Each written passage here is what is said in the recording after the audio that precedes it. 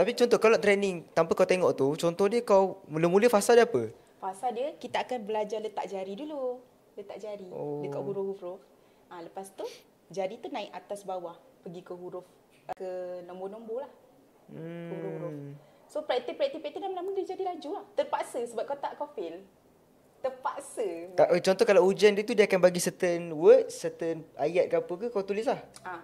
Bukan, dekat skrin dia ada buat tulisan macam karangan lah.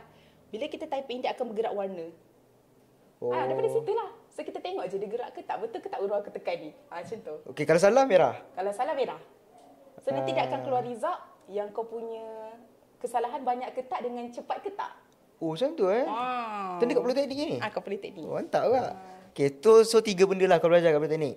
Okey, lepas tu kau tinggalkan politeknik. Okey, aku tinggal politeknik. Aku ambil universiti pendidikan, aku dapat sejarah, aku tinggalkan sejarah.